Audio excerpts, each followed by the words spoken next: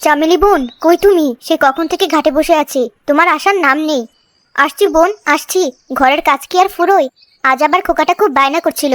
এই দেখো, কলসিটা মাজতে মাজতে দেরি হয়ে গেল। তোরা দুজনেই বড্ড দেরি করেছিস আজ। আমি তো সেই ভোরে এসেছি। আজকের জলটা দেখেছিস? মনে হচ্ছে যেন আকাশটা গলে নিচে নেমে এসেছে। ঠিক বলেছিস শাপলা, আমাদের এই দিঘির মতো জল আর 10টা গ্রামে খুঁজলেও পাবি না। জল তো নয়, যেন কাছে আয়না, নিজের মুখ দেখা যায় স্পষ্ট। তা তো হবেই। মুরব্বীরা এমনি এমনি কি আর বলেন? এই দিঘির তলায় নাকি এক মস্ত বড় জলপরি থাকে। সেই নাকি দিনরাত পাহারা দেয়, যাতে আমাদের জলের কোনো ক্ষতি না হয়। আমিও দাদিমার কাছে শুনেছি, জলপরি নাকি খুব দয়ালু। গ্রামের কারো বিপদ হলে সে নাকি চুপি চুপি সাহায্য করে। কিন্তু বোন, কেউ কি তাকে কখনো চোখে দেখেছে? ধুর বোকা, জলপরি কি আর মানুষের সামনে আসে? তারা থাকে অতল গভীরে। তবে মাঝে মাঝে ভরা পূর্ণিমায় নাকি দিঘির মাঝখানে নীল আলো জ্বলে ওঠে। আমার শাশুড়ি মা নিজে চোখে দেখেছেন। ওসব কথা থাক বোন, জল ভরতে এসেছি, জল ভরে বাড়ি যাই। ওদিকের আকাশে দেখেছিস? কেমন যেন থমথমে হয়ে আছে। কোন দিকে? ওই উত্তর দিকে। ওটা তো ছায়াবন। ওই জঙ্গলটার নাম শুনলেই আমার গা শিউরে ওঠে। আস্তে কথা বল শাপলা, ছায়াবনের নাম মুখে নিতে নেই। শুনেছি ওখানে নাকি এক বট গাছে এক শাকচুন্নি থাকে। দিনের বেলাতেও ওখানে কেউ যায় না। ঠিকই বলেছিস। আমার বর বলছিল, ওই জঙ্গল থেকে নাকি মাঝে মাঝে অদ্ভুত সব গলার আওয়াজ আসে, আর পচা মাছের গন্ধ পাওয়া যায়। কি অলক্ষণে কথা! চল চল, আর দেরি করবো না, কলসি ভরে পালাই। আমার আবার এসব ভূতের কথা খুব ভয় করে। ভয় পাওয়ার কিছু নেই। যতদিন আমাদের দিঘির জলপরি আছে, ততদিন ওই শাকচুনি আমাদের গ্রামের ছায়াও মারাতে পারবে না। চল বাড়ি যাই। কিসের গন্ধ? মানুষের সুখের গন্ধ। অসহ্য! গ্রামের মানুষগুলো সুখে ঘুমোচ্ছে। ওদের মুখে হাসি, পেটে ভাত, আর দিঘিতে স্বচ্ছ জল। আর আমি আমি এই পচা জঙ্গলে একা একা মরি। এই দিঘির জলপরি, দিমাকে জলপরি, সেভাবে সে খুব বড় রক্ষক। আজ আমাবস্যা, আজ ঘুটঘুটে অন্ধকার, আজ আমার গায়ে অসুরের শক্তি। আজ দেখবো ওই জলপরিকে কে বাঁচায়। এই হাড়িটা সাধারণ হাড়ি নয়, এটা জাদুর হাড়ি। আজ আমি গ্রামের সব সুখ এই হাড়িতে বন্দি করব। আগে ওই জলপরিকে ধরবো, তারপর দেখবো গ্রামের মানুষ কেমন করে বাঁচে। আয় অন্ধকার, আয় রে কাছে। বট গাছের শক্তি আছে। মাছের গন্ধে মেতেছি। পেতনি আমি বট রানী। দিঘির জল সব শুকিয়ে যাক, মরুক গ্রামের প্রাণী। কাজ হচ্ছে, কাজ হচ্ছে। দিঘির জল কাঁপছে। ওই তো আসছে। জলপরি ভয় পেয়েছে, জলপরি ভয় পেয়েছে। আর পালাবি কোথায়? আমার জাদুর জালে আজ তোকে আটকাতেই হবে। আয় আয় আমার এই হাড়ির ভেতর, ঢুকে যা, ঢুকে যা। ধরেছি ধরেছি। এই হাড়ির মধ্যে এখন রূপনগরের ভাগ্যবন্দি। এবার আমি এই হাড়ি নিয়ে জঙ্গলের গহীনে লুকাবো। কাল সকাল থেকে গ্রামে মরক লাগবে, মানুষ কাঁদবে। তখন আমি গাছের ডালে বসে দোল খাবো আর মজা দেখবো। মা, শিগগির এসো, দেখে যাও দিঘির কি অবস্থা। কি হয়েছে মিনা? সাত সকালে এমন চিৎকার করছিস কেন? দিঘিতে কি হবে? তুমি বিশ্বাস করবে না মা, জল সব কালো হয়ে গেছে। আর কি বিশ্রী গন্ধ! আমি বমি করে দিয়েছি। কি বলছিস খুকি? কালো জল? চল তো দেখি। হায় সৃষ্টিকর্তা, এ কি সর্বনাশ! কাল বিকালেও যে জল টলটলে ছিল, আজ তা আলকাতরার মতো কালো। শুধু কালো নয় সাগর ভাই, গন্ধটা শুকেছো? মনে হচ্ছে হাজারটা পচা ইঁদুর কেউ জলে ফেলে দিয়েছে। যে দেখো, মাছগুলো সব মরে ভেসে উঠেছে। মরা মাছ! এখন আমরা কি খাবো? এই জল তো মুখেও নেওয়া যাবে না। এ নিশ্চয়ই কোনো সাধারণ ব্যাপার নয়। এক রাতে এত বড় দিঘির জল নষ্ট হওয়া মানুষের কাজ হতে পারে না। আমারও তাই মনে হচ্ছে। বাতাসটা কেমন ভারী হয়ে আছে, মনে হচ্ছে কোনো অশুভ শক্তি গ্রামের উপর ভর করেছে। আমার মনে হচ্ছে জলপরির কোনো বিপদ হয়েছে। তা না হলে দিঘির এমন দশা হবে কেন? জলপরি থাকলে কিছুতেই এমন হতে দিত না। জলপরি থাক বা না থাক, এখন আমাদের উপায় কি? জল ছাড়া তো গ্রাম শুদ্ধ মানুষ মারা পড়বো। কুয়ার জল দিয়ে তো আর চাষাবাস হবে না। চলো সবাই মিলে গ্রামের মুরব্বী নানুর কাছে যাই। উনি অনেক কাল আগের মানুষ, উনি নিশ্চয়ই কোনো উপায় বলতে পারবেন। নানু, তুমি কি দিঘির খবর শুনেছো? শুনেছি বোন, বাতাসের গন্ধে আমি সকালেই বুঝেছি এ কোনো সাধারণ মরক নয়, এ হলো অভিশাপ। চাচি, আমরা এখন কি করব? গ্রামের মানুষ তো ভয়ে গ্রাম ছাড়ার কথা ভাবছে। গ্রাম ছাড়লে কি বিপদ পিছু ছাড়বে? বোকার মতো কথা বলো না বাদল। যে শত্রু আমাদের ভিটে হামলা করেছে, তাকে শেষ না করে পালানো কাপুরুষের কাজ। শত্রু? তুমি কি জানো নানু কে এই কাজ করেছে? আমার সন্দেহ যদি ঠিক হয়, তবে এই কাজ ওই ছায়াবনের শাকচুন্নির। ও অনেকদিন ধরে ওত পেতেছিল। গ্রামের মানুষের সুখ ওর সহ্য হয় না। নিশ্চয়ই ও আমাদের জলপরীকে কোনো মন্ত্র দিয়ে বন্দি করেছে। শাকচুন্নি? সর্বনাশ! আমরা সাধারণ মানুষ, আমরা কি ভূতের সাথে লড়তে পারবো? কেন পারবো না সাগর কাকা? ভূত যদি আমাদের ক্ষতি করতে পারে, তবে আমরাও তাকে তাড়াতে পারবো। ভয় পেলে চলবে না। ঠিক বলেছিস মিনা। সাহসী হলো আসল শক্তি, কিন্তু শুধু সাহস দিয়ে হবে না, বুদ্ধিও লাগবে। শাকচুন্নিরা খুব ধূর্ত হয়, আবার খুব বোকাও হয়। নানু, তুমি তো অনেক গল্প জানতে, তুমি বলো শাকচুন্নি বা পেতনি তাড়ানোর উপায় কি? ওরা কিসে ভয় পায়? শোন তবে, শাকচুন্নিরা অন্ধকার আর পচা জিনিস পছন্দ করে, কিন্তু ওরা লোহা একদম সহ্য করতে পারে না। লোহা ছোঁয়ালে ওদের গা জ্বলে যায়। আর একটা জিনিস আছে। কি জিনিস নানু? পোড়া হলুদ। শুকনো হলুদ আগুনের উপর ফেললে যে ঝাঁঝালো ধোঁয়া বের হয়, সেই ধোঁয়ায় ওদের দম বন্ধ হয়ে আসে। ওরা সেই গন্ধ সহ্য করতে পারে না, শক্তি হারিয়ে ফেলে। লোহা আর পোড়া হলুদ, ব্যাস এটুকুই? শুনতে সহজ মনে হচ্ছে, কিন্তু কাজটা কঠিন মিনা। শাকচুন্নির আস্তানায় গিয়ে এই কাজ করতে হবে। তার চোখের সামনে দাঁড়িয়ে কে যাবে ওই মৃত্যুর মুখে? আমার তো খুব ভয় করে, আমার ছোট ছোট ছেলে মেয়ে আছে।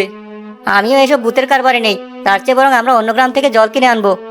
ছি, তোমরা পুরুষ মানুষে এত ভয় পাচ্ছ? নিজের গ্রামকে বাঁচাবে না? ঠিক আছে, কাউকে যেতে হবে না, আমি যাব। মিনা, তুই কি বলছিস? তুই একরত্তি মেয়ে, তুই যাবে ওই ডাইনির ডেরায়? আমি তোকে যেতে দেবো না। মা, আমাকে আটকেও না। জলপুরে যদি বন্দি থাকে তবে তাকে মুক্ত করতেই হবে, নইলে আমাদের দেখে মরে যাবে, গ্রাম মরে যাবে। আমি ভয় পাই না। নানু, তুমি আমার জন্য দোয়া করে দাও। আমার বংশের বাতি তুই, তোর চোখে আমি ভয় দেখছি না, আগুন দেখছি। যা দাদু ভাই, সৃষ্টিকর্তা তোর সহায় হন, তুই পারবি।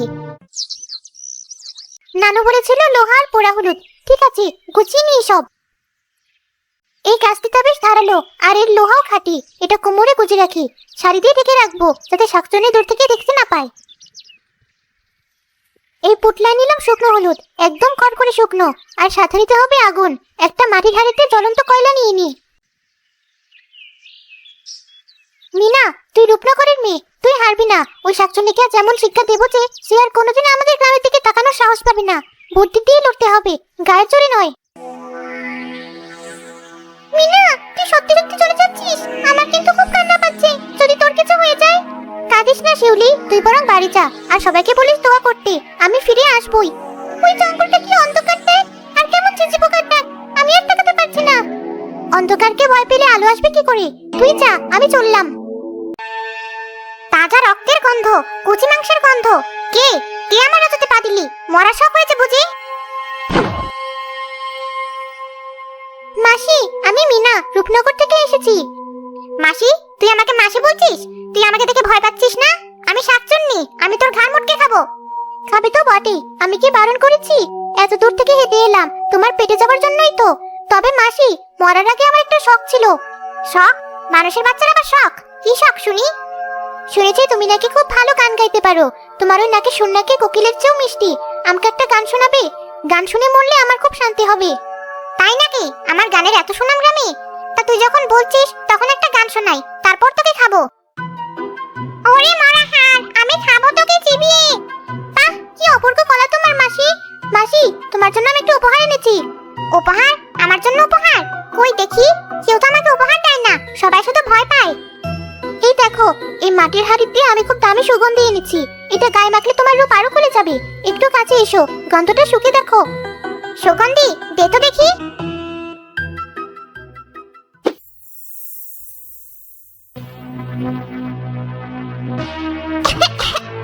ওরে বাপরে, এ কি? এ কিসের গন্ধ? খুপি, তুই এটা কি করলি? আমার দম বন্ধ হয়ে আসছে, আমার বুক চলে যাচ্ছে। কেমন লাগলো আমার সুগন্ধি মাসি? এটা পোড়া হলুদের গন্ধ। তোমাদের নাকি এটা খুব পছন্দ? ওরে শয়তান মেয়ে, তুই আমাকে ধোঁকা দিয়েছিস। আমি তোকে আস্ত রাখবো না। আয় আমার কাছে, আজ তোকে ছিঁড়ে খাবো। সাবধান মাসি, একদম কাছে আসবে না।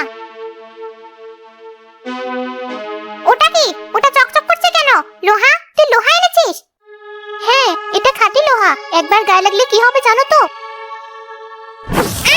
চলে গেল, আমার হাত চলে গেল। ওরে বাপরে, মরে গেলাম। এবার বলো ডাইনি, আমাদের জলপুরিকে কোথায় আটকে রেখেছো? সত্যি কথা না বললে এই কাস্তে দিয়ে আজ তোমার মাথা কাটবো। আমাকে মেরো না, দোহাই লাগে, আমাকে মেরো না। আমি বলছি, আমি বলছি। জলদি বলো। ওই যে দেখো, বটগাছের গোড়ায় একটা হাড়ি আছে, ওটার মধ্যে জলপুরিকে মন্ত্র দিয়ে বন্দি করে রেখেছি। আর দেখি জল, ওটা ঠিক হবে কি করে? ওই হাড়িটা ভেঙে ফেললে সব জাদু নষ্ট হয়ে যাবে, জলপুরি ছাড়া পাবে, জলও পরিষ্কার হয়ে যাবে। আমাকে ছেড়ে দে মা, আমি আর জীবনেও এই রূপনগরের ছায়াও মারাবো না। মনে থাকে জানো, যদি আবার কোনোদিন গ্রামের কারো ক্ষতি করার চেষ্টা করো তবে এর চেয়েও খারাপ দশা হবে। পালাও এখান থেকে। পালাচ্ছি পালাচ্ছি, মানুষের বাচ্চা নয়, যেন সাক্ষাৎ মৃত্যুদূত। এই সেই হাড়ি, এর ভিতরেই আমাদের গ্রামের প্রাণ ভোমরা।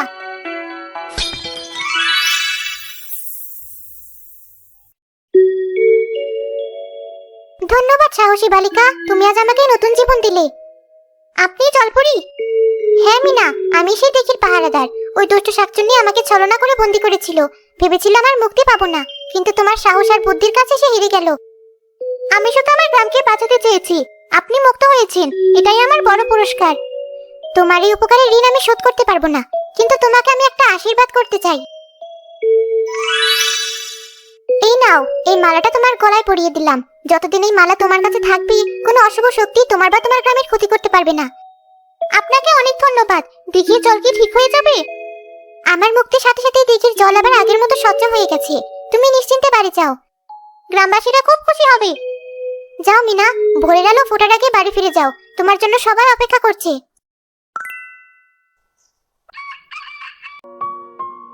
ভাইসব, তাকিয়ে দেখো, আমাদের দিকে আবার আগের মতো হয়ে গেছে। কি পরিষ্কার জল! সত্যি তো, ওই দেখো মাছগুলো কেমন লাফিয়ে বেড়াচ্ছে, কি আশ্চর্য। আমার মেয়েটা কোথায়? ও কি ফিরেছে? ওই তো মিনা, মিনা ফিরে এসেছি।